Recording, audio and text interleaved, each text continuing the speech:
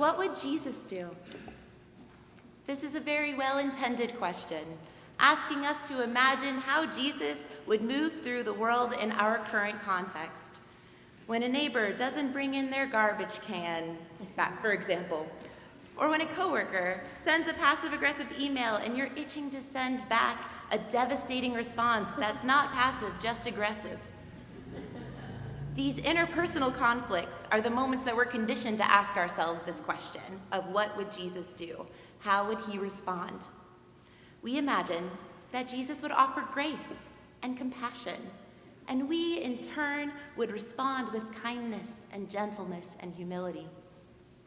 But one of my professors in seminary had a meme about this passage for today posted on their door. And it said, if anyone ever asks you, what would Jesus do? Remind them that flipping over tables and chasing people with a whip is within the realm of possibilities. So today, let's consider, in what possible circumstances would the answer to what would Jesus do ever be make a whip, flip over tables, and destroy property? So first, let's consider the intended purpose of the temple. The temple was the dwelling place of God. It was a liminal space where God encountered the created world. In short, it was a house suffused with divine presence. But access to this house, to this dwelling place of God, had been blocked. If you wanted to enter into the presence of God, you needed to sacrifice the right kind of animal. And those animals, cattle, sheep, and doves, were available for sale on the temple grounds. To buy those animals, you needed the right kind of money. Since people would come from all over the empire to participate in the religious life of the temple, people needed to have their currency exchanged. Hence, the money changers seated at their tables, charging a small fee for their services. These money changers were the gatekeepers of the temple. Without an animal sacrifice, you could not be in the presence of God. And without the proper animal, no animal sacrifice. Without the proper currency, no proper animal. And without currency at all, without money, the door to the house of God was closed to you. If you were poor, there was no way you could access the presence of God. Unless, of course, as an impoverished person, you took out a loan with a high interest rate from the temple. This led to the temple essentially becoming a tax collection agency and a bank. With a flat tax fee for accessing the temple and a high interest rate loan, the poor became poorer and the rich became richer. The only way to access God was to participate in an exploitative market economy. The only way to enter into God's presence was to go into debt and become further entrenched in cycles of poverty. So the way that we imagined our indebtedness to God was beginning to spill out into how political and economic systems were structured. We can see how manipulative this might become.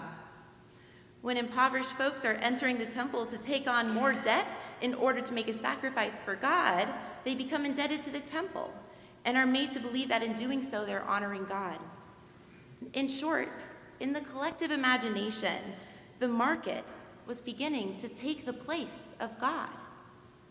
People were indebted to the market, which was beginning to blur the boundaries of indebtedness to God. This was not only idolatrous, it was exploitative. And the Hebrew Bible actually had guardrails built in case ancient systems of material debt became exploitative, the most famous of which was the law of Jubilee. All debts were to be automatically canceled every 7 years. All who labored and languished in bondage were to be freed. In fact, throughout much of the Bible, both the Hebrew Bible and the New Testament, as well as other religious texts in the ancient Near East, the concept of freedom came to refer, above all, to release from the effects of debt. Even the history of the Jewish people itself can be interpreted in this light. The liberation from bondage in Egypt was God's first paradigmatic act of redemption. Liberation from bondage was liberation from debt. Does that mean then that debt is an inherently unjust and unhelpful word? Not necessarily.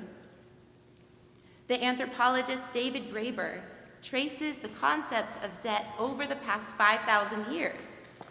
Humans, he argued, start off with an infinite debt to the cosmos. Ancient religions recognize that we owe our existence to the universe, to cosmic forces, or perhaps as we would put it now, to nature, to the earth, the ground of our existence, to be repaid through ritual, through acts of respect and recognition of our interdependence.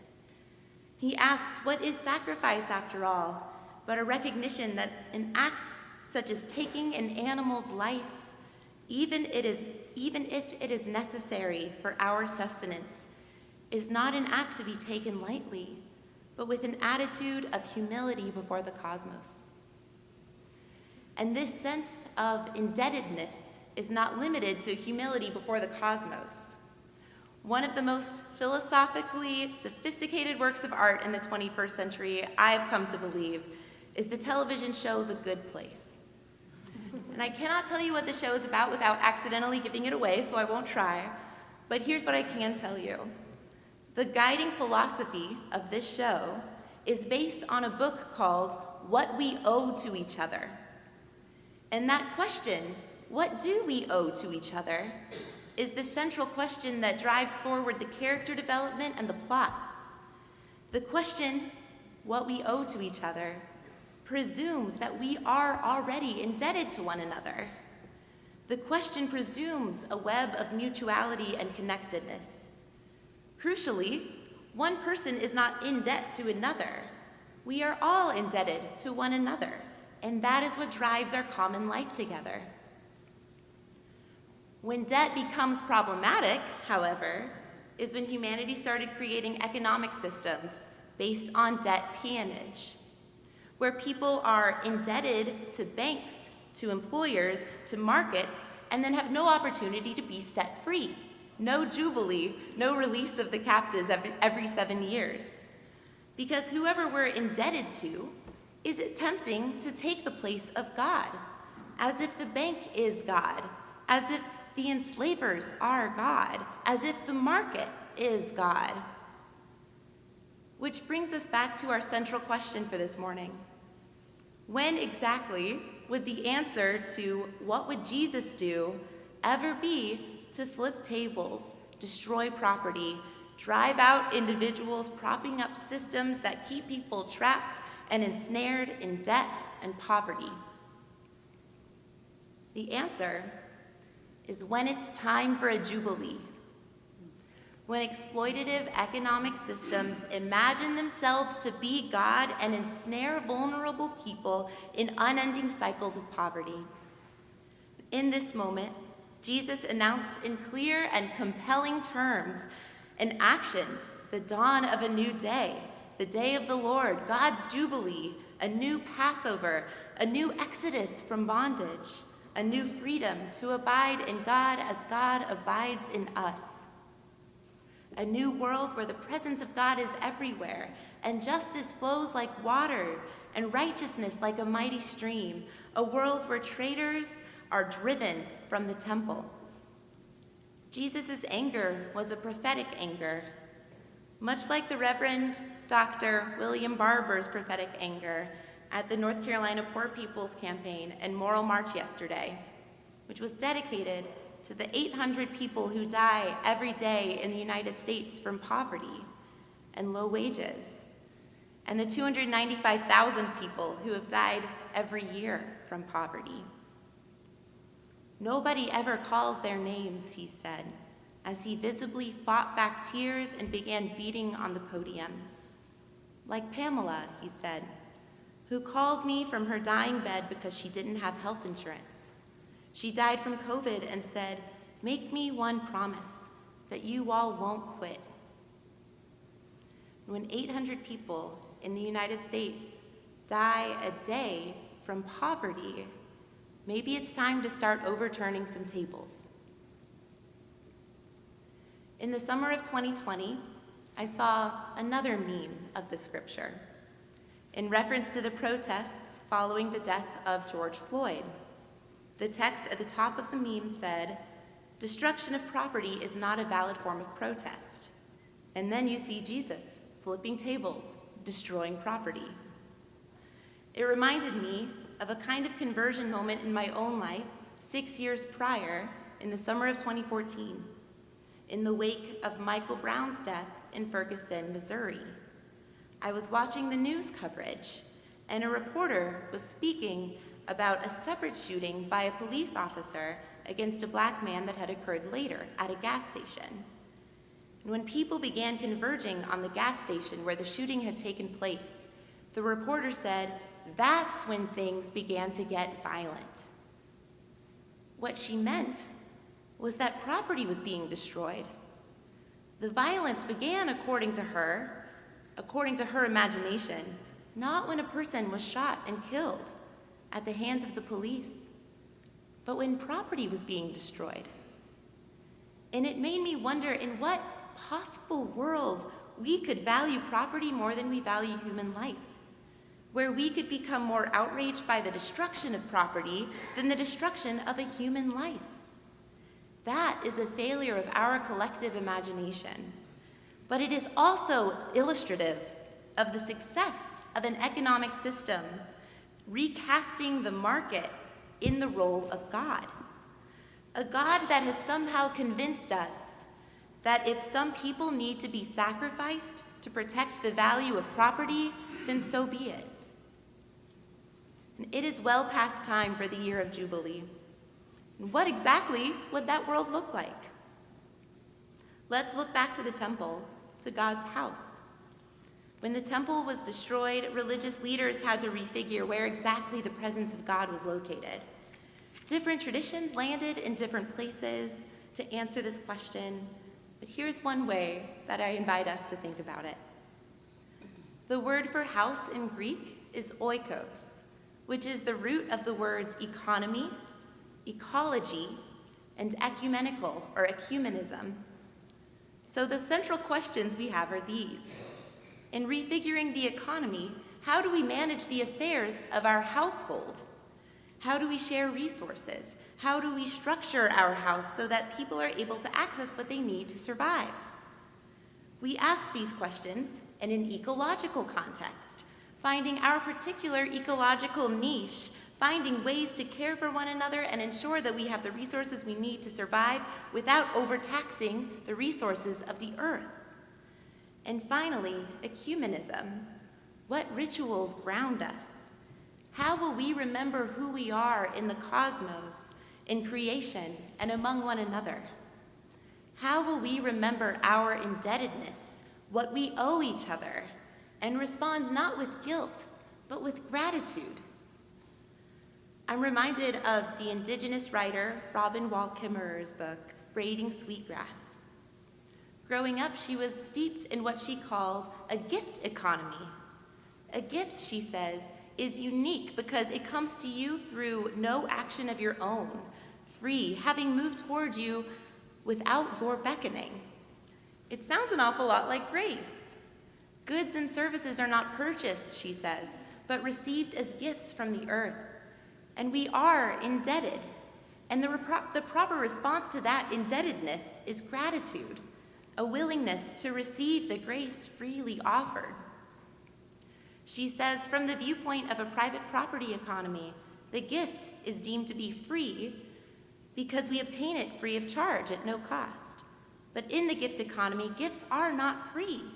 The essence of the gift is that it creates a set of relationships.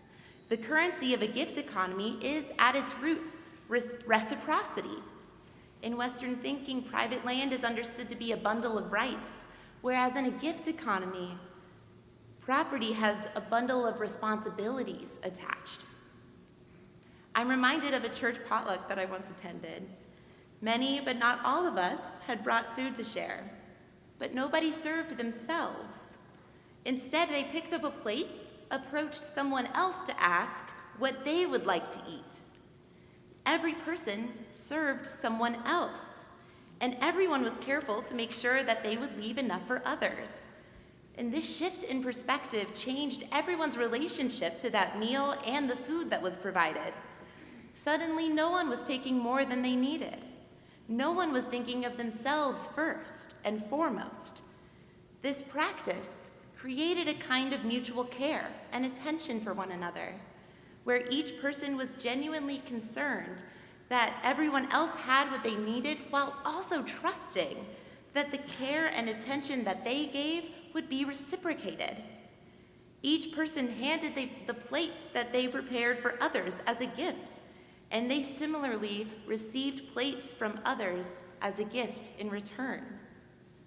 We were indebted to one another, while also trusting that the gift would return to us. And it makes me wonder what a society where this practice writ large could look like. And what if we had this same kind of careful care and attention and commitment to mutual flourishing with housing or with healthcare?